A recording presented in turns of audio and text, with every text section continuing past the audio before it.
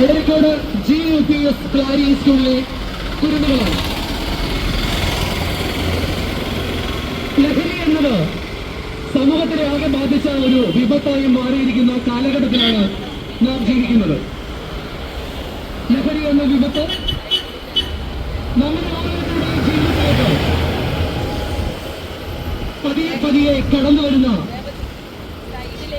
വളരെ കിരാതമായ ക്രൂരമായ ഒരു കാഴ്ചയാണ് കണ്ടുവരുന്നത്.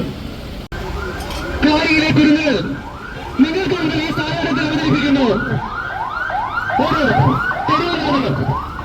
ഈ നാടകത്തിന്റെ പേര് പുകയില കോടതി. പുകയില കോടതിയിലേക്ക് ഏവർക്കും സ്വാഗതം.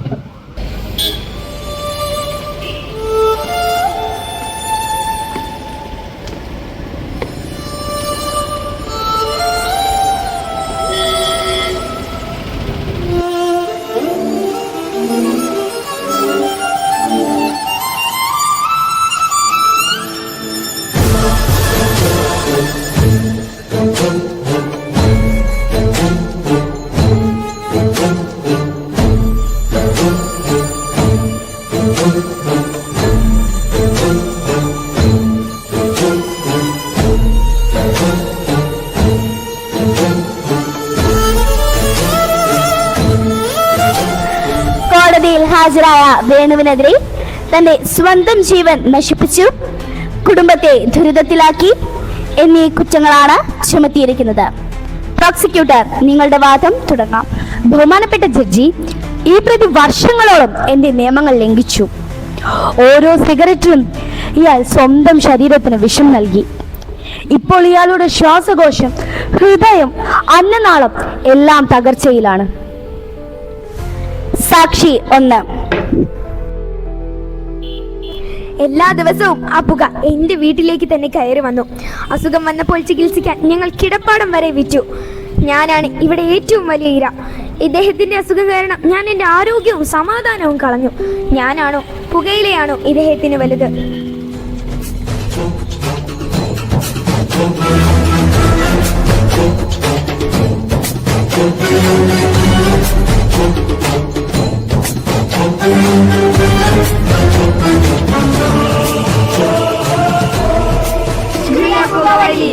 ഏറ്റവും വലിയ ക്രൂരത അവർക്ക് ശ്വാസം മുട്ടുന്നു, അവൻ അറിയുന്നില്ല.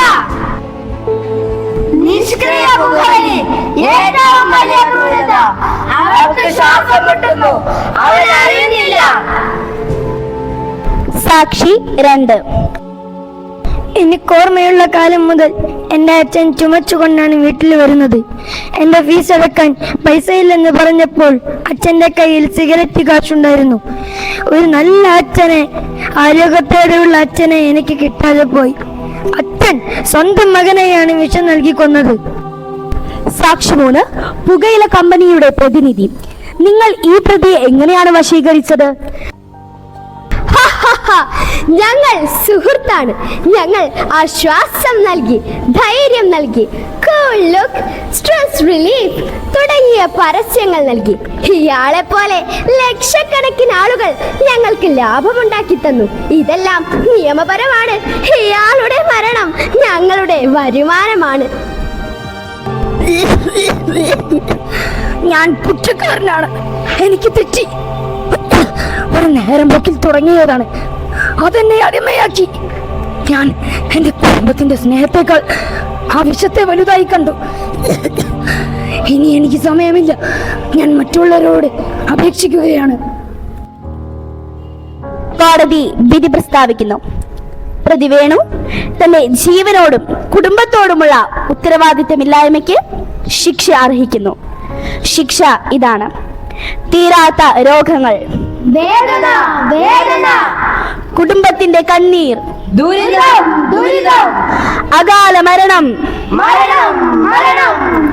എന്നാൽ ഈ വിധി ഇവിടെ കേൾക്കുന്ന മറ്റാർക്കും വേണ്ടിയല്ല.